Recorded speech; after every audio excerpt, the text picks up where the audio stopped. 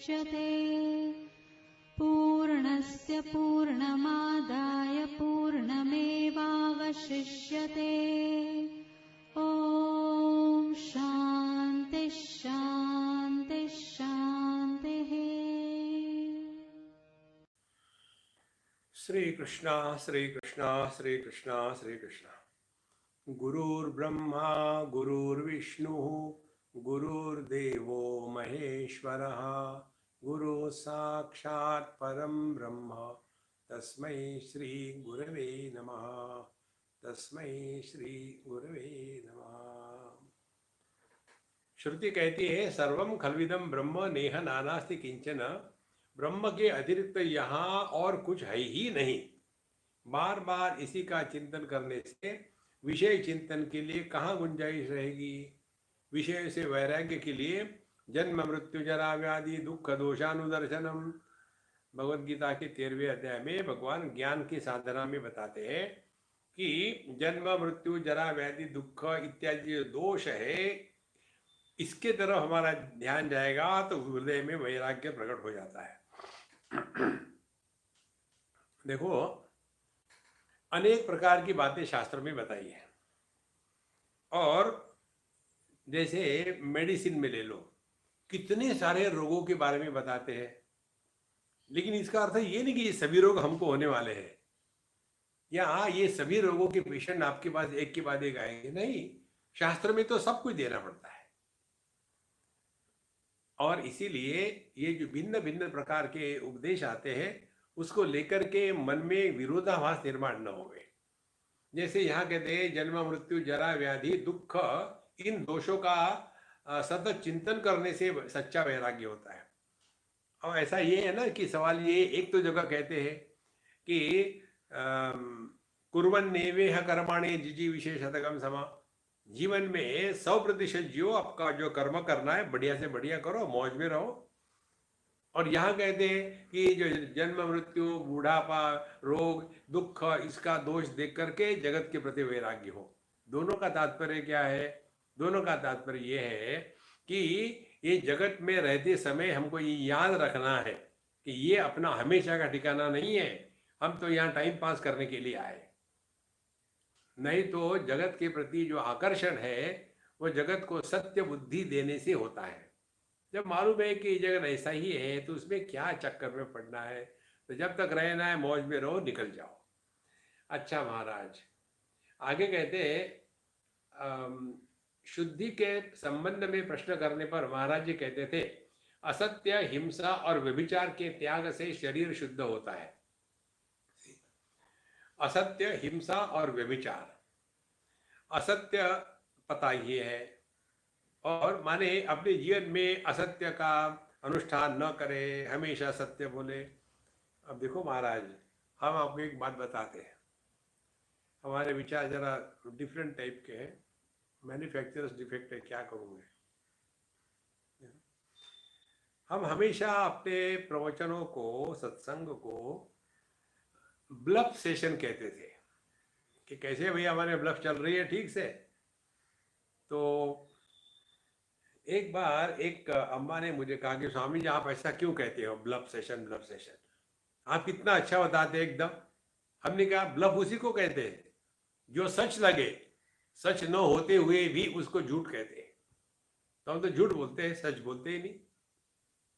ये कैसे है? अब देखो परमात्मा के बारे में क्या बोला है, यतो वाचो निवर्तन्ते अप्राप्य मनसा।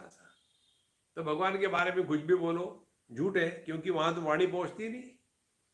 अच्छा जगत क्या है? जगत मिथ्या है, प्रतीति है। और ये प्रतीति के बारे में कुछ भी बोलो आप, वो सच कैसे हो सकता है? क्योंकि जो है ही नहीं उसके बारे में आप कुछ भी बोलो तो वो झूठ ही है। और इसीलिए सबसे बढ़िया बात है कि मुंह बंद रखो। तो यह जो कहते हैं असत्य ना बोले, इसका मतलब क्या है? जगत के विषयों में चिंतन ना करे। कौन कहाँ से आया, किस लिए गया, क्या अपने को क्या फर्क पड़ता है। तो असत्य का त्याग करना माने हम इस जगत को लेकर के विक्षेपित ना हो, ना अन्य को विक्षेपित करें। ये जगत हमेशा ऐसा ही रहा है। फिर हमने असत्य का त्याग कर दिया, फिर हिंसा का त्याग कर देना है। देखो जो हिंसा होती है ना, हमारे शास्त्रों में 27 प्रकार की हिंसा बताई है। तो ये 27 प्रकार की हिंसा नहीं करना, उसको अहिंसा कहते हैं। आपको ऐसे 27 प्रकार है, आप ढूंढते रहो। तो शरीर वाणी मन से, सत्व रजस तमस के प्रभाव से, जागृत स्वप्न सुषुप्ति के 3 स्थानों में 3 गुणे 3 गुणे 3 27। देखो तो यह जो हिंसा है, किसी को बारे में भी हमारे मन में ऐसे क्रूर विचार सपने में भी ना आवे, यही इसका तात्पर्य है। और व्यभिचार के त्याग से शरीर शुद्ध होता है। व्यभिचार माने क्या? व्यभिचार माने जो हम वास्तव में है उसका त्याग करके जो हम नहीं है उसमें फंसे रहना, वो व्यभिचार हो गया। तो क्या व्यभिचार होगा? हम हैं सच्चिदानंद परमात्मा स्वरूप, लेकिन हमने अपने आप को देह मान के रखा है, ये व्यभिचार हो गया। देखो तो जैसे जैसे सूक्ष्मता बढ़ती है हमारे चिंतन के ज्ञान की, तो इन शब्दों के गहराई में हम पहुंच सकते हैं। ये करने से शरीर शुद्ध हो जाता है, क्योंकि शरीर को जब हमने मैं मान के रखा है तो ही अशुद्धि है। भगवान नाम जप से वाणी शुद्ध होती है। भगवान का नाम लेने से वाणी शुद्ध होती है। एक का तात्पर्य क्या है? भगवान का नाम जो है वो इच्छा नहीं है, वो काम नहीं है, वो कामना नहीं है। देखो मुझे 1 कप चाय चाहिए, ये वाणी से ही कहा है। और ओम नमः शिवाय, ये भी वाणी से कहा है। तो भगवान के नाम लेने में अपने आप इच्छा का निराकरण हो जाता है। देखो इसीलिए जितना हम ज्यादा प्रभु का नाम लेते रहेंगे, उतने समय तक हमारे मन में ये इच्छाओं का साम्राज्य नहीं रहेगा। और इसी के द्वारा कहते हैं कि वाणी शुद्ध होती है। क्योंकि वाणी से हम क्या कर सकते हैं? या तो हम तीसरे के आदमी के बारे में बोलेंगे, या तो अपनी बढ़ाई करेंगे, या तो दूसरे को गाली देंगे। और यदि हमने अपने वाणी को प्रभु के नाम में लगा दिया तो धीरे धीरे वाणी शुद्ध होने लग जाती है। अब देखना किस प्रकार से वाणी शुद्ध होती है। हमारी वाणी 4 स्तर पर होती है: वैखरी, मध्यमा, पश्चंती और परा। ये चारों के चारों वाणियां जो है ये मन की ही अभिव्यक्ति है।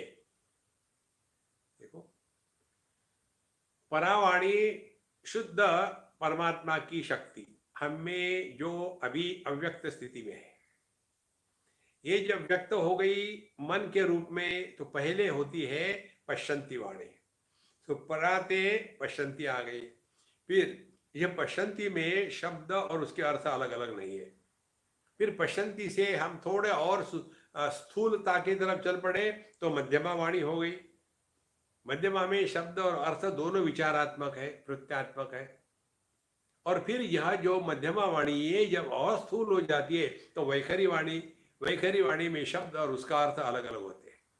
इस प्रकार से भगवान का नाम लेने से उल्टा जाना है। पहले वैखरी वाणी से भगवान का नाम ले, श्री राम जय राम जय जय राम, श्री राम जय राम जय जय राम, श्री राम। पहली बात होती है नियम लगाना, चाहे आप कैसे भी ले लो, राम जय राम जय जय राम, श्री राम जय राम जय Ram, Shri Ram, never mind, do it, लेकिन नियम मत तोड़ना। देखो तो धीरे धीरे मन को एक समझ में आ जाता है, इस समय हमको भगवान का नाम लेना है। फिर ये मन कोऑपरेट करने लग जाता है।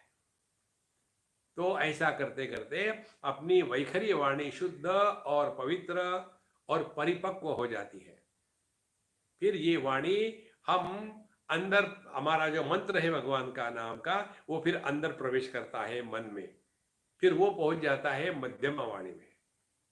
मध्यमा वाणी में पहुंचने के बाद हमारा मन प्रभु का नाम स्मरण अखंड करते रहता है। जहां बैठे भगवान का नाम शुरू हो जाएगा। कोई दूसरा काम नहीं कर रहे, नाम शुरू हो जाएगा।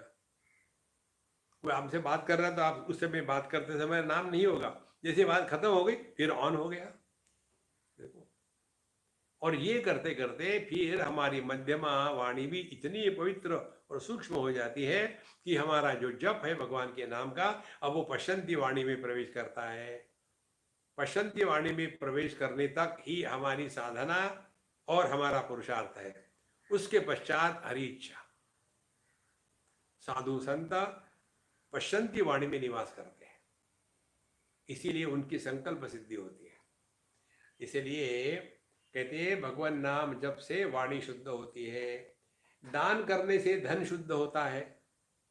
देखो, एक बार हम, बहुत पुरानी बात है, दिल्ली की बात है, और हम कहीं सत्संग कर रहे जा रहे थे करने के लिए, तो एक बड़े वयस्क पंजाबी महात्मा, बड़े कट्टर वेदांती हमको मिले, और उस समय हम छोटे थे, तो उन्होंने हमको पूछा आजकल क्या कर रहे हो। हमने कहा महाराज प्रवचन करते हैं गीता पर, उपनिषद पर। बोले तुमको मैं एक महामंत्र देता हूँ। बोलिए महाराज। सामने का ऑडियंस देख करके सत्संग करना चाहिए। बोले ठीक है महाराज, कैसे करूं बोलो। बोले सामने आपके ऑडियंस मारवाड़ी गुजराती है, तो दान धर्म की बात करनी चाहिए। देखो, और आपके सामने कोई जवान है, स्कूल कॉलेज के लड़के, तो उनको कर्म की बात करनी चाहिए। और आपके सामने कोई ज्ञानी हो, सूक्ष्म हो, वैरागी हो, तो वेदांत की बात करनी चाहिए। देखो, तो इसीलिए कहते हैं यहाँ कि दान करने से धन शुद्ध होता है। धन का त्याग नहीं होता, धन शुद्ध होता है। ये जो है ना ATG, ये यही चक्कर है धन शुद्धि का।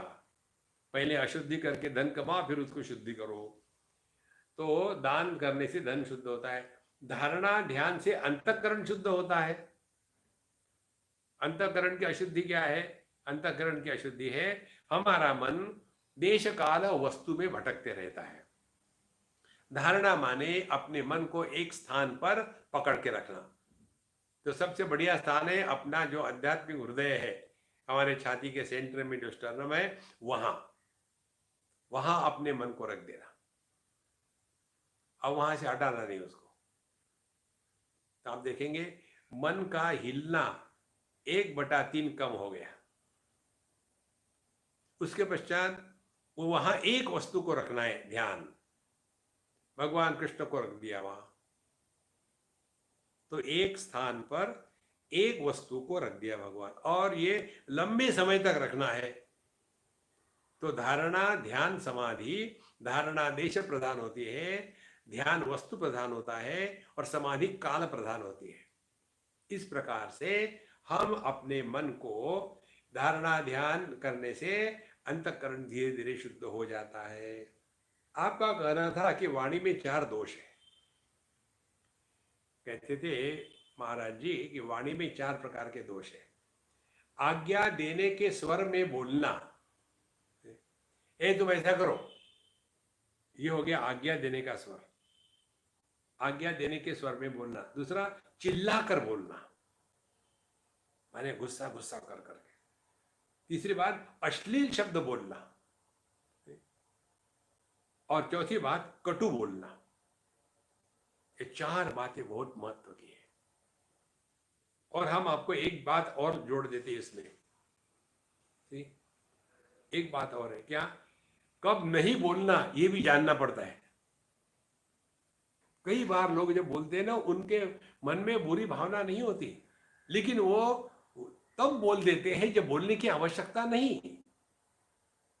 देखो, ये बहुत महत्व की बात है।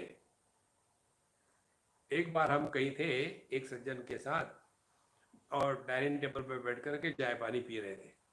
तो एक दूसरे सज्जन ने हमको बताया, इनके स्वामी जी ये जो है ना, ये अमुक अमुक डॉक्टर है, और जो इनकी पत्नी है ना। हमने कहा मैंने पूछा क्या आपको, इनकी पत्नी कौन है, कहाँ से है, क्यों बोल रही हो? देखो, किसी के भी बारे में हमको किसी के पास कुछ नहीं बताना। लेकिन हम दिखाना चाहते हैं अनजाने में कि हम इनको बहुत अच्छी तरह जानते हैं। कोई आवश्यकता नहीं। इसीलिए क्या बोलना चाहिए इससे भी ज्यादा महत्व का है क्या नहीं बोलना चाहिए। देखो महाराज, अन्यथा व्यक्ति इसमें फंस जाता है। इसीलिए ना तो हमको आज्ञा देने के स्वर में बोलना है। अब देखो आज्ञा देने का स्वर क्या है, उसमें हम अपना अधिकार जताते हैं। एक हमारी कन्या थी, उसको कुछ पासपोर्ट बनवाना था, तो दूसरे सज्जन में स्वामी जी मैं बनवा दूंगा, आप फिक्र मत करना। ठीक है, मैं लग जाओ इसके साथ।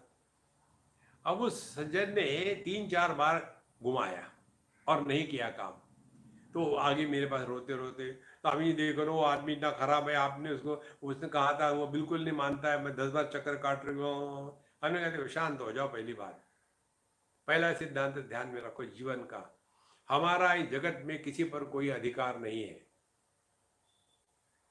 जब हमारा अपने मन पर अधिकार नहीं है, हम अपने मन के मारे हैं, तो दूसरे व्यक्ति पर हमारा क्या अधिकार होगा? क्योंकि वो भी अपने मन का मारा है। देखो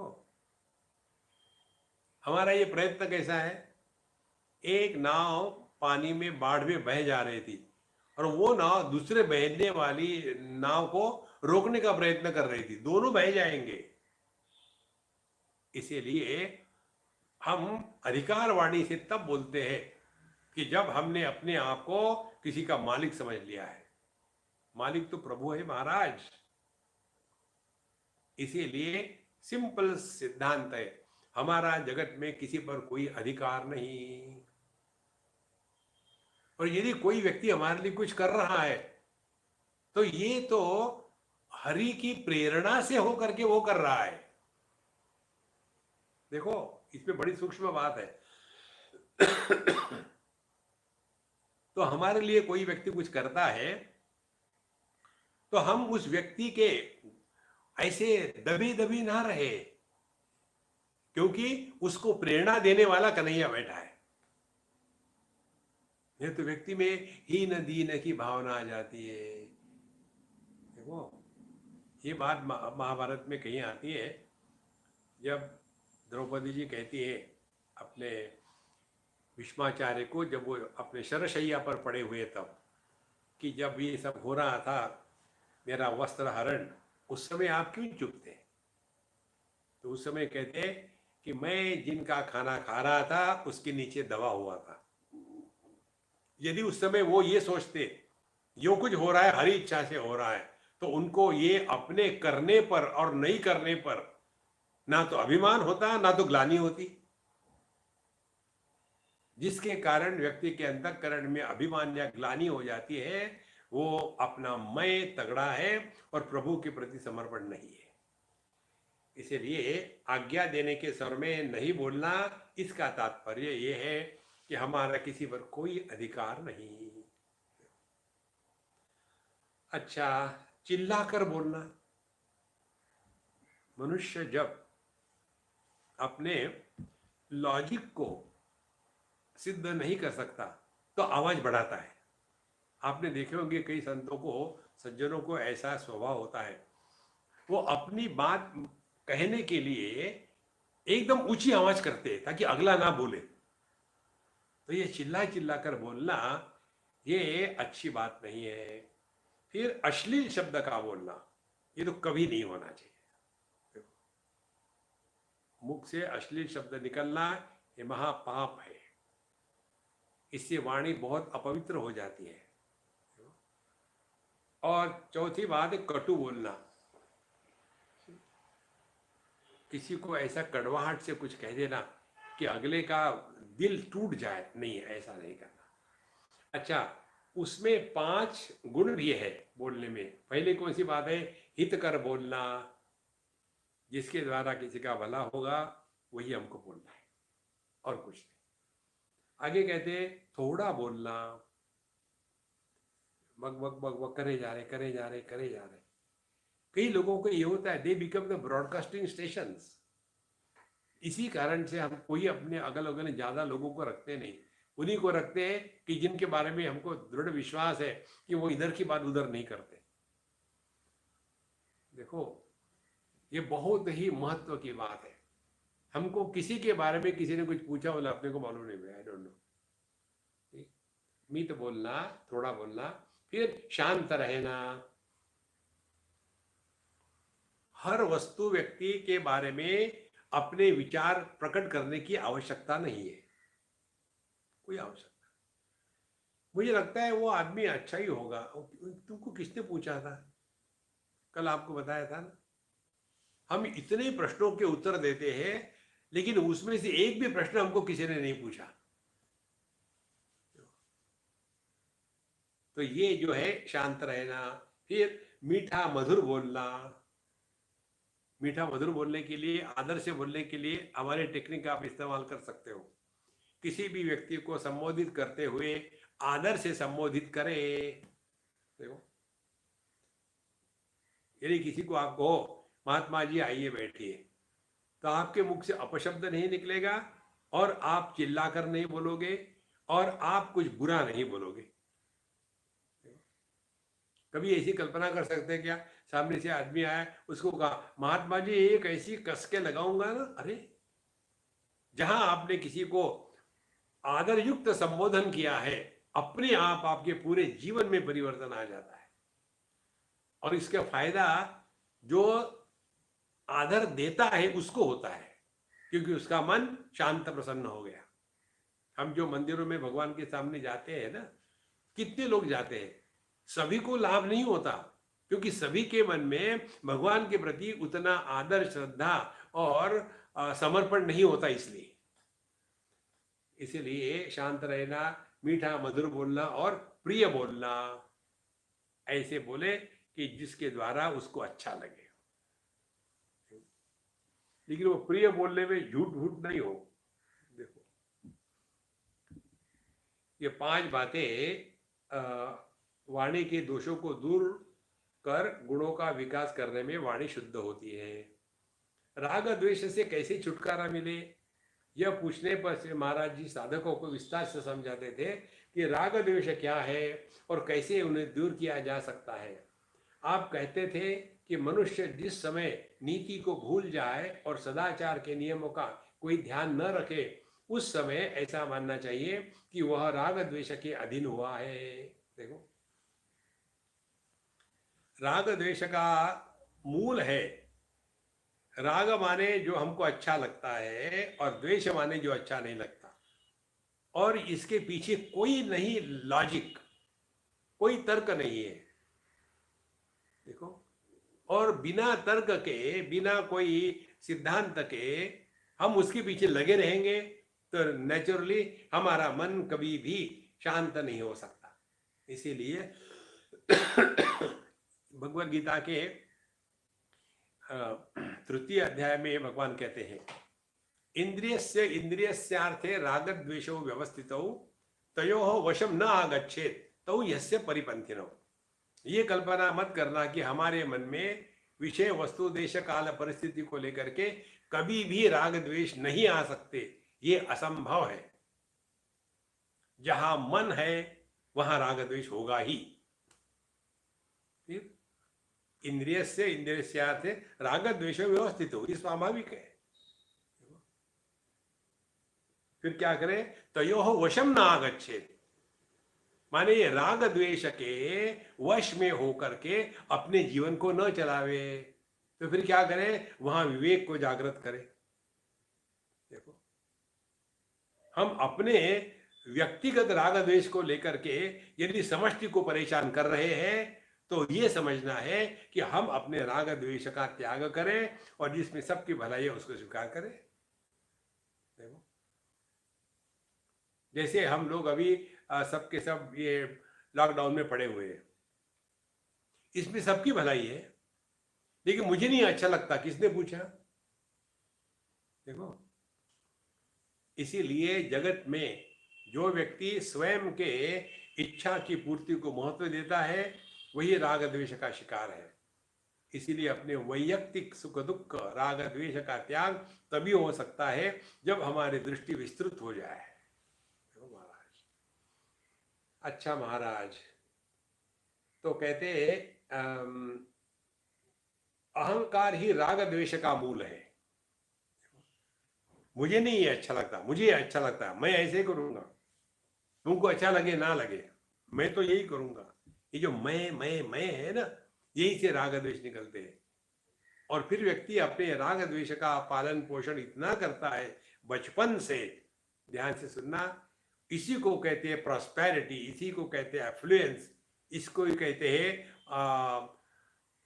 ऐश्वर्य इस जगत में। अमीरी किसको कहते हैं? यही है, हम जो चाहे वो हो जाए। देखो, माने हम जितना ज्यादा चॉइस रखेंगे उतने ज्यादा हम अमीर हैं। देखो कितने घरों में, देखो ये अमीर घरों में हार्डली 2-3 लोग होते हैं। एक बार की बात है, कलकत्ते की, हम किसी के यहाँ थे,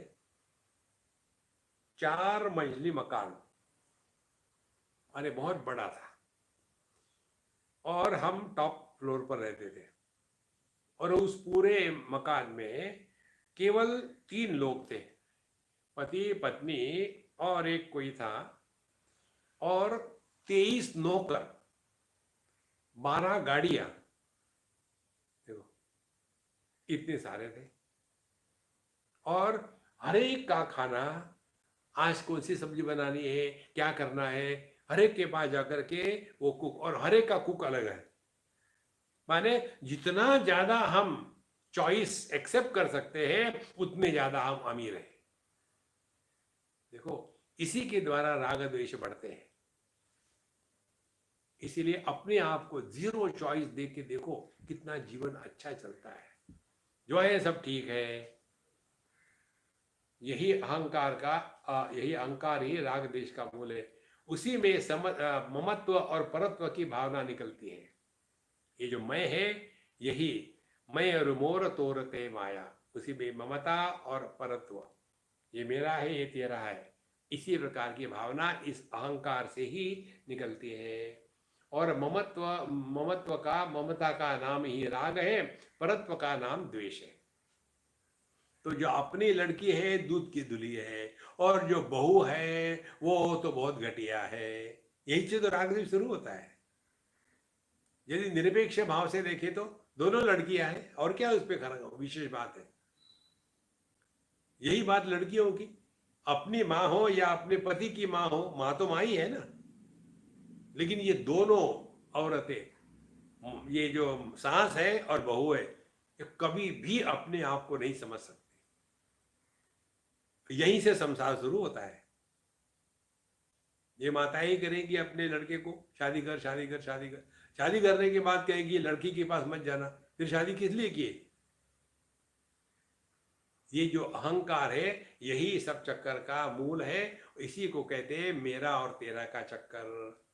यदि किसी वस्तु से मन इस प्रकार फंस जाए कि किसी भी प्रकार का अपमान, निरादर या दुख होने पर भी न हटे, तो मान लेना उसमें राग है। वो राग माने आसक्ति, इच्छा।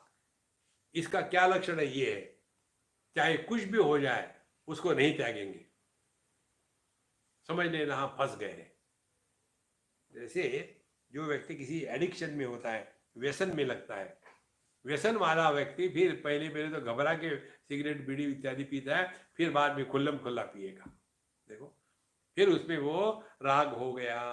और जैसे गोपियों का कृष्ण भगवान में था, तो गोपियों को कोई उनका आदर करे, अपमान करे, दुख हो, कुछ भी करे, लेकिन वो भगवान कृष्ण के प्रति समर्पित थी। इसको कहते राग, इसको कहते अनुराग। यदि किसी वस्तु से मन हटा, ऐसा हट जाए कि उसमें दोषी दोष दिखाई पड़े, कोई भी गुण न दिखाई पड़े, तो मानना चाहिए कि उसमें द्वेष है। हमको ये राग और द्वेष दोनों के परे जाना है, इसीलिए ये सब विषय चल रहा है। देखो एक बड़ा सुंदर श्लोक है, नीति शास्त्र में आता है, जगत में एक भी वनस्पति ऐसी नहीं है कि जिसमें एकाध भी औषधि का गुण नहीं हो, असंभव है। फिर जगत में एक भी शब्द ऐसा नहीं है कि जिसमें मंत्र सामर्थ्य ना हो। और जगत में एक भी व्यक्ति ऐसा नहीं है कि जिसमें एक भी सद्गुण ना हो।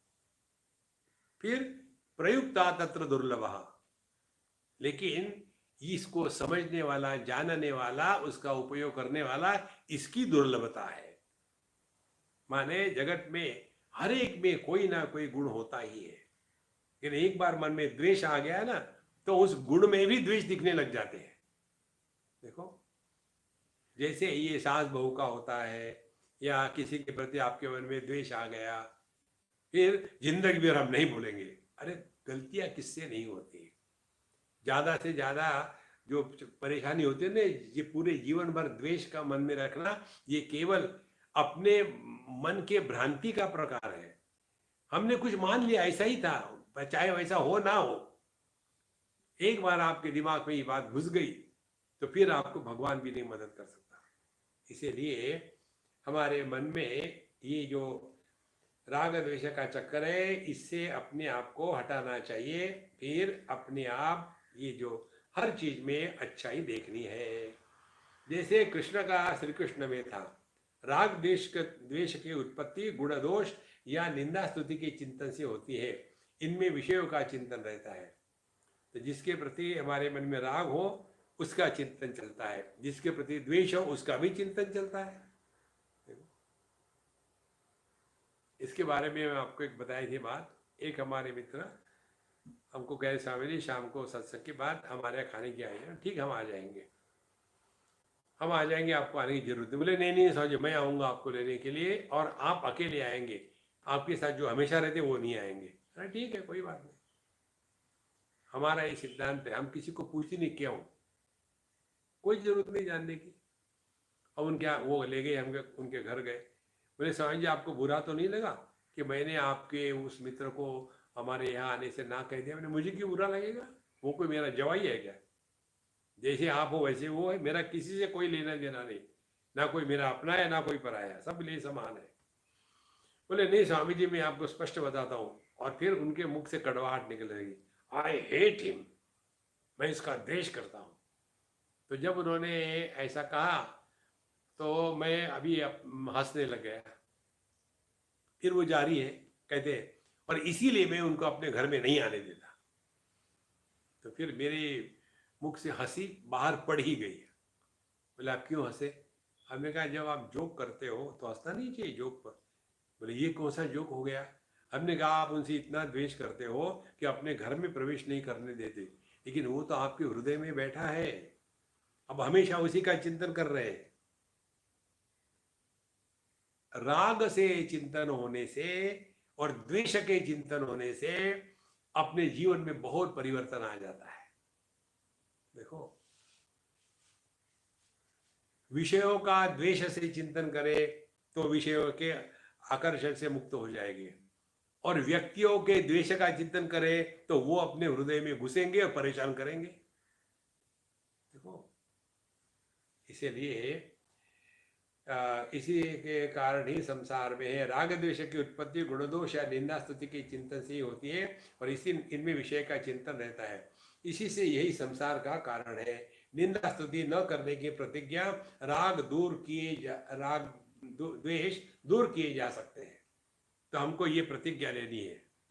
देखो, उड़िया बाबा के शब्द है, हमको ये प्रतिज्ञा लेनी है, हमको किसी का भी ना राग है ना द्वेष है। मनुष्य के मन में जब द्वेष जागृत हो जाता है ना, तो पहली कितनी भी अच्छी बातें करी हो अपने साथ, वो हम सब भूल जाते हैं। और यदि किसी के प्रति राग जागृत हो गया तो पहली बुरी बात भूल जाते हैं। देखो, इसीलिए ये सिद्धांत मन में रखना है। भगवान कृष्ण के शब्द है, समोहम सर्वभूतेषु न मे द्वेषोस्ति न प्रिया। कितना दिन रहना है इस धर्मशाला में, देखो बहुत महत्व की बात है। और यदि हम इस सिद्धांत से रहेंगे कि ना किसी से राग द्वेष करना है, तो आपका मन हमेशा खाली रहेगा, शांत रहेगा, और ऐसे खाली शांत मन में ही प्रभु प्रकट होते हैं। और प्रभु प्रकट होते हैं आनंद के रूप में, दुखी के रूप में नहीं प्रकट होते। तो निंदा स्तुति न करने की प्रतिज्ञा से राग द्वेष दूर किए जा सकते हैं। तो ना तो हमको किसी की निंदा कर रही है ना स्तुति कर रही है, ये खराब है ये बड़े अच्छे हैं, सब ठीक है। अच्छा, पूर्ण ज्ञानी या भक्त राग द्वेष से मुक्त होता है, कितनी बढ़िया बात है। ज्ञानी वो है जिसके लिए कर्म, उपासना, योग, शास्त्र का अध्ययन सब कुछ समान है। Everything is right in its own place. देखो, पैर भी अपने जगह ठीक है, हाथ भी अपने जगह ठीक है, पेट भी अपने जगह ठीक है। देखो, ऐसा ही रहेगा, इसमें कोई विशेष बात नहीं है। इसीलिए हमको ये जो है पूर्ण ज्ञानी या भक्त राग द्वेष से मुक्त होता है, ना काहू से दोस्ती ना काहू से बैर। अच्छा, उसका ध्यान करने से भी राग द्वेष छूट जाते हैं। और यदि हम या ज्ञानी या भक्त का ध्यान करें तो भी हमारे राग द्वेष नष्ट हो जाते हैं। देखो, हमने आपको बताया था कि आदमी हमको कलकत्ते में, हम स्वामी अखंडानंद जी के साथ सत्संग में थे और वहाँ इतनी, जहाँ सत्संग था इतना वहाँ गड़बड़ और आवाज और चिलचिल चल रहा था, कोई डिसिप्लिन नहीं, कुछ नहीं। उस समय हम जवान थे। डिसिप्लिन डिसिप्लिन इसकी बड़ी माने महत्व की स्थिति थी हमारे मन में। Everything should speak and span, no disturb, क्योंकि दूसरे को सिखाने वाले थे ना उस समय। हम ताजे ताजे थे, बाबा जी बने थे, लोगों को सिखाना है, अपना सत्यानाश करना है। तो उस समय हमने देखा महाराज जी इतने शांत थे, पूरा जितनी गड़बड़ से कोई उनको डिस्टर्ब नहीं। फिर एक सज्जन आकर के चंदन लगाते हैं, फिर आकर माला चढ़ाता है, फिर कोई उनके पैर छूता है, और फिर कोई उनके सामने जो पुस्तक है उसको एक एप्पल रख दिए पेपर वेट के जैसा। ये सब चल रहा है, वो शांत बैठे। उसके पश्चात ये सब गड़बड़ हो रही है, उसी में एक सज्जन खड़े हो गए, बोले महाराज जी मैं आपको प्रश्न पूछता हूं, उसका उत्तर दीजिएगा। और फिर उसने एक नहीं, दो नहीं, 8-10 प्रश्न पूछे और महाराज जी शांत होके सुन रहे। और हम समझ भी नहीं पा रहे क्या बोल रहा है वो। उसे हम जवान थे, महाराज जी बूढ़े थे, फिर भी वो शांत। और जब उसके प्रश्न खत्म हो गए तब उन्होंने उन्हीं प्रश्नों को फिर से कहा, इस प्रकार से उसमें सब उत्तर आ गए। ये जो शांति की पराकाष्ठा हमने उनमें देखी, उस दिन के बाद हमारे जीवन का लक्ष्य बदल गया।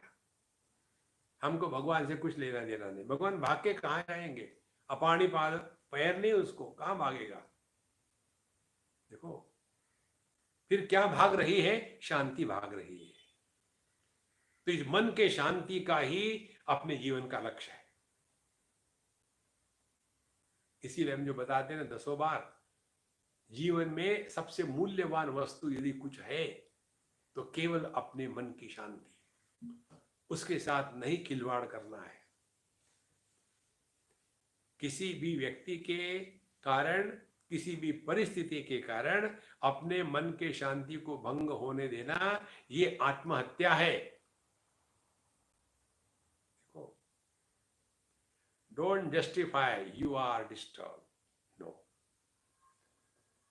अच्छा महाराज, इसीलिए ऐसे पूर्ण ज्ञानी या भक्त का यदि ध्यान करें तो उनके हमारे भी राग द्वेष छूट जा सकते हैं। राग द्वेष छूट जाने से चित्त हल्का हो जाता है। कितना मजे की बात है, क्योंकि मन में, चित्त में बोझा किसका है, राग द्वेष का है। देखो, ये राग द्वेष का बोझा मालूम है कैसा है, अपने हार्ड डिस्क में इतना डाटा भर दिया है कि दूसरा डाटा हम ऐड कर ही नहीं सकते। तो पहला जो डाटा है उसके कारण हार्ड डिस्क भारी नहीं होती, लेकिन उस पर उस डाटा का बोझा होता है। तो जब तक कि वो नहीं खाली करेंगे तब तक के नया डाटा नहीं आ सकता। इसी प्रकार से यह जो राग द्वेष का जो बोझा है, उसके कारण हमारे हृदय में ज्ञान और भक्ति प्रकट नहीं हो सकती। तो राग द्वेष छूट जाने से चित्त हल्का हो जाता है का तात्पर्य यही है। अब हमारा मन खाली हो गया है। खाली मन में ही प्रभु प्रकट हो सकते हैं। देखो, हमको कहीं काम करना हो किसी से तो कोई पूछते हैं कि माफ करना आप थोड़े खाली हो गए। हाँ, क्यों, क्या बात है? इसी प्रकार से भगवान ढूंढ रहे कोई खाली है क्या? सबके सब बिजी है। अब किस में वो प्रकट होंगे? हमारे हाथ स्वार्थ में लगे हुए हैं, हमारे पैर जो है वो रनिंग में लगे हुए हैं, शरीर जो है योगा में लगा हुआ है, वाणी जो है वो पर निंदा में लगी हुई है, बुद्धि जो है वो पैसे कमाने में लगी हुई है, मन जो है वो राग द्वेष से भरपूर है। अब ये भगवान कहाँ प्रवेश करेंगे और कहाँ प्रकट होंगे? और इसीलिए कहते हैं कि साधु संतों के, ज्ञानी और भक्त का ध्यान करने से भी राग द्वेष छूट सकते हैं। राग द्वेष छूट जाने से चित्त हल्का हो जाता है और उसमें सत्व गुण की प्रधानता हो जाती है। हमने आपको कल भी बताया था, ये आदमी हमको अंग्रेजी में बताया कि हिंदी में बताया। सत्व गुण का तात्पर्य समझ लेना। सत माने परमात्मा, केवल परमात्मा का ही होना और कुछ नहीं, उसको कहते सत्व।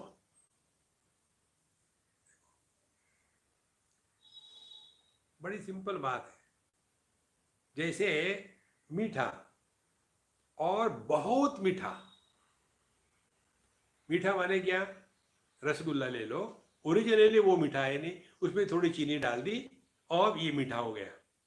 लेकिन जब आप चीनी लोगे तो वो केवल मीठी ही है और कुछ नहीं उसमें। इसी प्रकार से यहां बताते हैं सत माने परमात्मा, सत्व माने परमात्मा के सिवा कुछ नहीं। ऐसा जो अंतःकरण है उसको कहते सत्व। लेकिन इस सत्व गुण में फिर विक्षेप आ गए तो रजोगुण, इसी सत्व गुण में जब आलस आ गया तो तमोगुण। इस प्रकार से सत्व गुण की प्रधानता हो जाती है। राग द्वेष वाला व्यक्ति उन्नति की सुनहली पगडंडी पर नहीं बढ़ सकता। जो राग द्वेष से परिपूर्ण है वो अपनी आध्यात्मिक उन्नति कभी नहीं कर सकता। देखो, एक बहुत महत्व की बात है। हम लोग दूसरों का भला करते थे हैं, लेकिन भला करने के बाद भी उस व्यक्ति पर अपने भलाई का ऐसा बोझा छोड़ देते हैं कि वो जिंदगी भर दबा दबा रहता है। देखो, दो बातें आपको बताएंगे। किसी का भला ऐसा करे कि उसको पता भी ना चले कि आपने भला किया है। देखो, उसी प्रकार से ज्ञान ऐसा देते हैं कि लेने वाले को पता ही नहीं लगे कि मुझे ये ज्ञान मिल गया है। देखो संतो, सत्संग का यही सौंदर्य है। हमको इंडिविजुअली नहीं बताया तुम ऐसा करो तुम ऐसा करो। सत्संग में जाके बैठो आप, तो बिना आपको पढ़ाए सिखाए आपको ज्ञान हो जाता है। देखो, इसीलिए जिस व्यक्ति के अंतर्गत राग द्वेष है वो सत्संग सुनते समय भी उसका मन इधर उधर हिलेगा। कोई उदाहरण दे दिए तो तुरंत याद, समझो किसी द्वेष का उदाहरण दे दिया, वो आदमी बहुत खराब था, तुरंत हमारे दिमाग में पूरी बटालियन खड़ी हो जाती है, दुनिया पूरी खराब है, एक आदमी नहीं।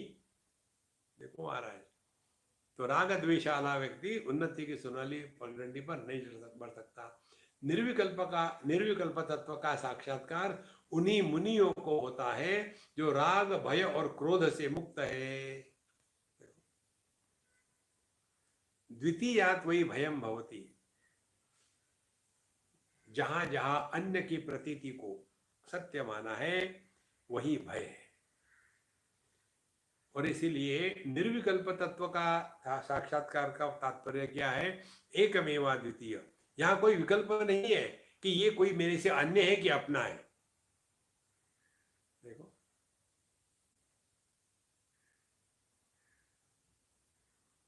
कितनी महत्व की बात है।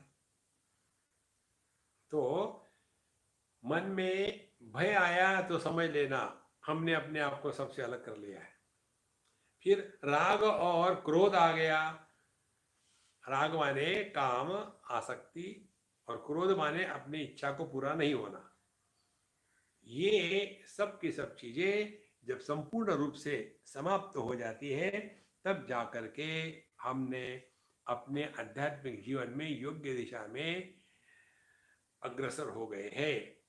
वीतराग भय क्रोधैः मुनि भी वेद पारगैः निर्विकल्पो ह्ययं दृष्टः प्रपंचोषमद्वयः। वीतराग भय क्रोधैः मुनिभिः वेद पारगैः। जो मुनि है, जो वेदों के तत्व को जानने वाले हैं और जो ये राग भय क्रोध इनसे मुक्त हो गए हैं, ऐसे साधु संतों ने, मुनियों ने निर्विकल्पः अयम दृष्टः, उन्होंने ही निर्विकल्प परमात्मा को अनुभव कर लिया है। और क्या अनुभव है? प्रपंच उपशमद अद्वयः। फिर वो प्रपंच में रहते हुए भी उनके लिए प्रपंच नहीं है। देखो, माने जो उपाधि के माध्यम से प्रकट होते हुए भी उपाधि के द्वारा प्रभावित नहीं होते। प्रपंच क्या है? औपाधिक अभिव्यक्ति को प्रपंच कहते हैं। देखो, एक लड़की हम जानते हैं और उससे बात भी होती है, फिर उसी लड़की से अपने लड़के ने शादी कर ली तो तुरंत वो बहू बन गई, प्रपंच संसार शुरू हो गया। देखो, शादी के पहले तो लगता था मुझे कि ये अच्छी होगी, लेकिन अब शादी क्या की, अब इसके असली गुण समझ में आ रहे हैं। कैसी ये लड़कियां भयानक होती है, इससे तो अच्छा रहता मेरा लड़का शादी नहीं करता। देखो, तो जहां हमारे मन में प्रपंच आ गया है, समझ लेना हम राग द्वेष और क्रोध इनके शिकार हो गए हैं।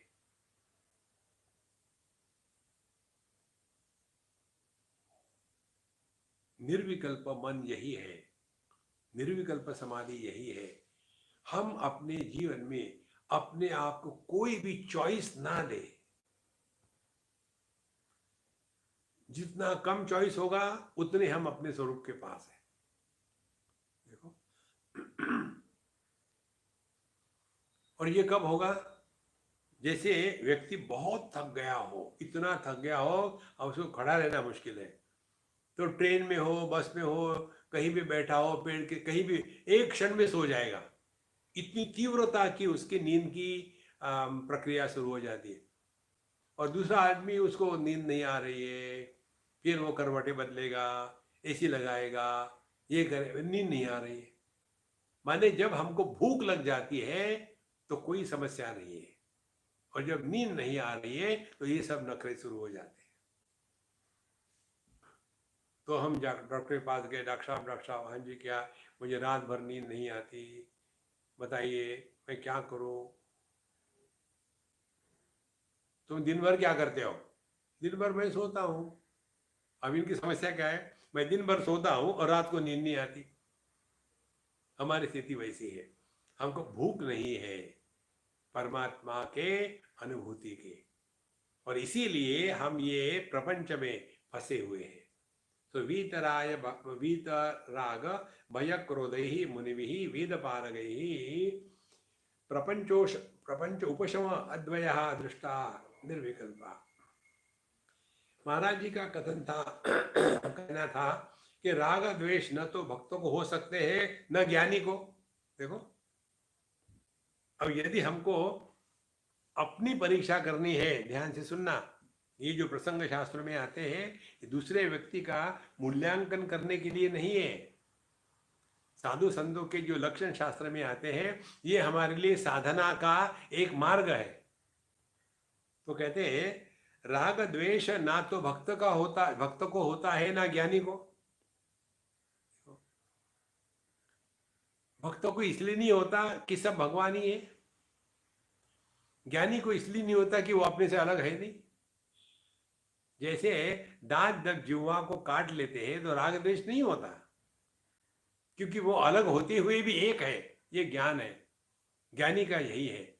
और इसीलिए आप देखेंगे ज्ञानी और भक्त किसी को भी शाप नहीं देते। ज्ञानी और भक्त किसी को आशीर्वाद भी नहीं देते। देखो महाराज, शाप और आशीर्वाद देने के लिए अन्य के प्रतीति को सत्य के रूप में स्वीकारना पड़ता है। और आप देखेंगे ये शाप इत्यादि देने वाले या तो योगी हो गए, या तो तपस्वी हो गए, या सिद्ध महात्मा हो गए, क्योंकि वो अभी भी इस आदि दैविक क्षेत्र में द्वैत को ही लेके चल रहे हैं। देखो, लेकिन ज्ञानी के दृष्टि से अपने से कोई अन्य है ही नहीं, तो किससे राग द्वेष करे, किससे क्रोध करे। और भक्त की दृष्टि से भगवान के सिवा कुछ है ही नहीं, तो भगवान से क्या झगड़ा करना है क्या। और इसीलिए यह जो दोनों है, भक्त हो या ज्ञानी हो, इनके हृदय में कभी भी राग द्वेष हो ही नहीं सकते। और इसीलिए साधना क्या हो गई, यही है, ना काहू से दोस्ती, ना काहू से बैर, सबके साथ समान व्यवहार हो। जैसे ये हृदय में प्रकट होता है ना संतो, तब धीरे धीरे समझ में आता है। और ये जो समझ है, ये भगवान का अनुग्रह है। ये समझ में आता है, हमारे जीवन की हर एक घटना हमारे उद्धार के लिए ही भगवान ने डिजाइन करी थी। जैसे डिजाइनर शू होते हैं, डिजाइनर कपड़े होते हैं, वैसे हर एक साधक की अपनी जो जीवनी है, ये डिजाइनर जीवनी है। वो सभी के सभी अच्छे बुरे अनुभव हमारे उद्धार के लिए आवश्यक थे।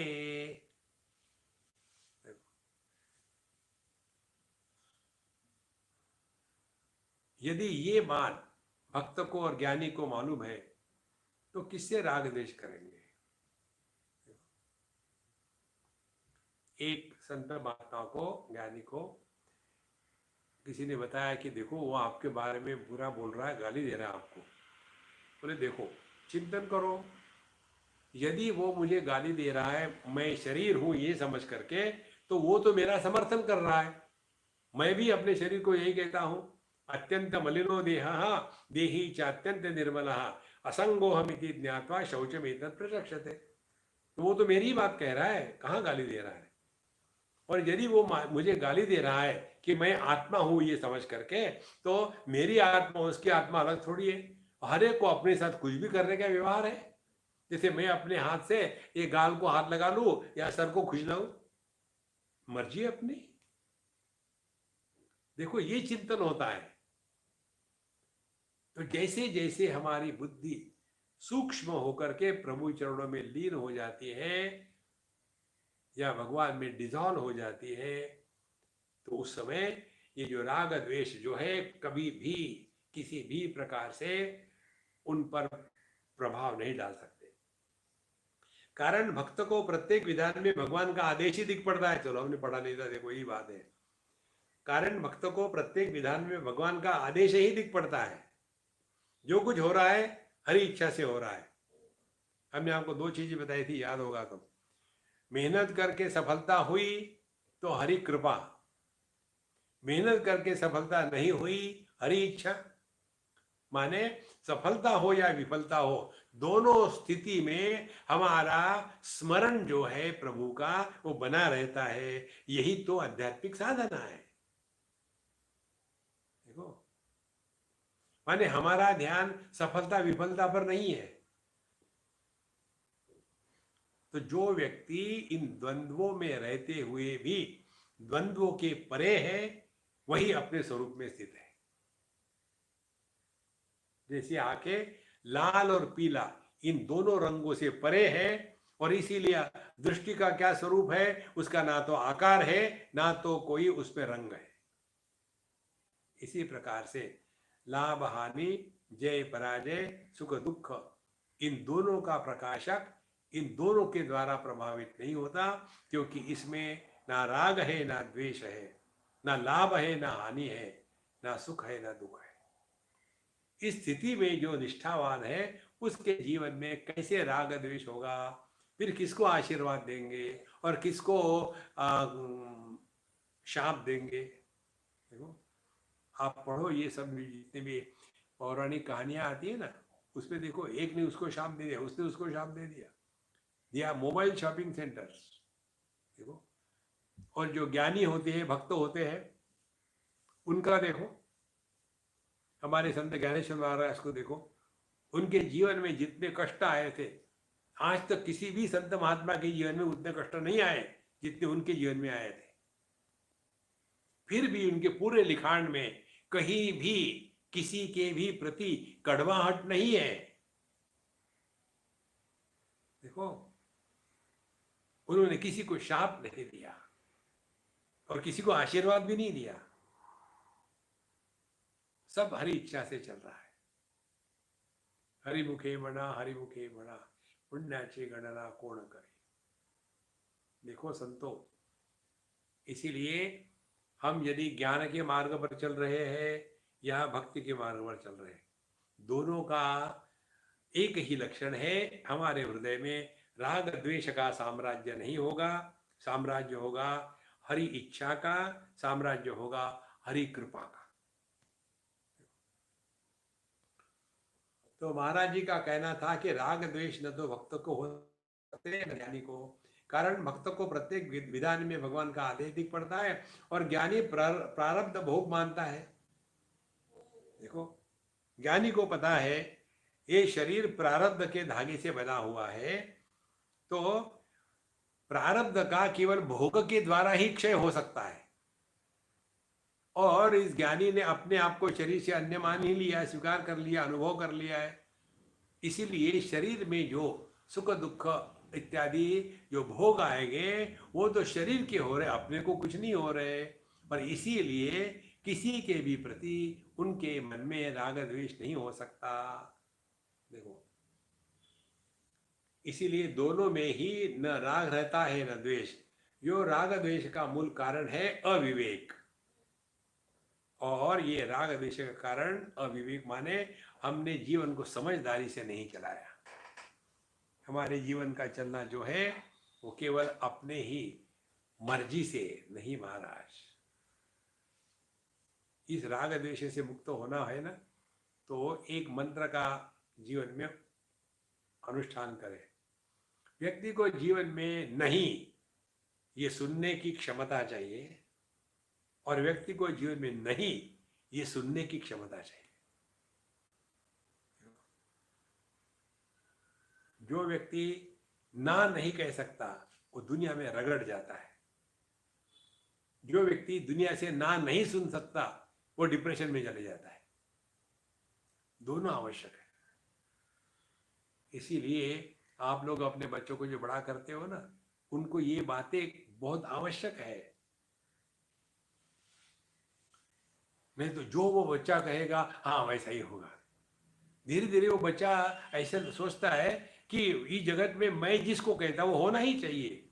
ये जब तक घर में हो तब तक ठीक है, जब दुनिया में जाओ तब पता चलता है। दुनिया में हर चीज को सहना पड़ता है, तभी जाकर के आध्यात्मिक साधना होती है।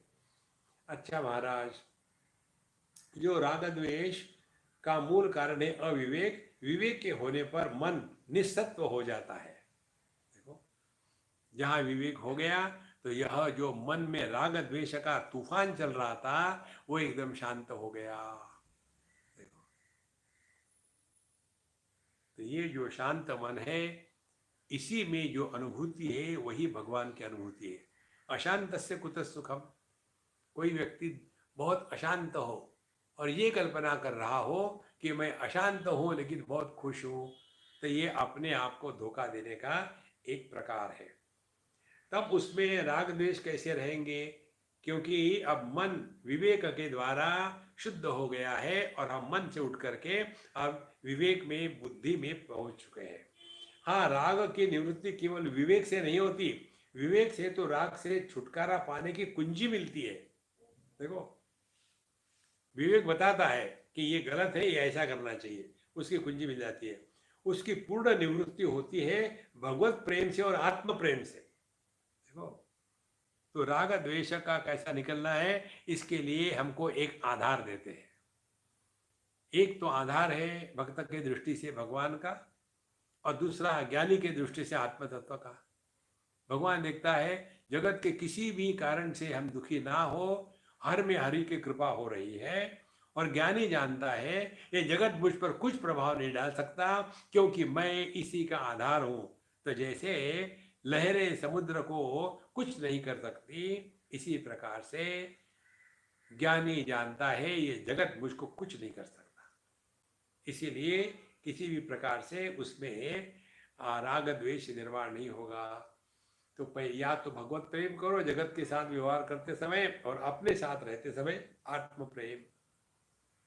भगवान में राग हो या आत्मा में राग हो तो लौकिक राग छूट जाता है। देखो, यदि आप भगवान के भक्त हो, उनके नाम स्मरण में लगे हुए हो, तो आपको दुनिया से कुछ लेना देना नहीं। और यदि आप अपने स्वरूप में निष्ठा प्राप्त करने लग पड़े हो, तो ये दुनिया तो हमेशा ऐसी ही चलती रहेगी। ये दुनिया में कोई नई बात नहीं कि जो पहली बार हो गई है। ओम पूर्णमदः पूर्णमिदं पूर्णात् पूर्णमुदच्यते पूर्णस्य पूर्णमादाय पूर्णमेवावशिष्यते। ओम शांति शांति शांति। हरि ओम। श्री गुरुभ्यो नमः। हरि ओम। ॐ शान्ति शान्ति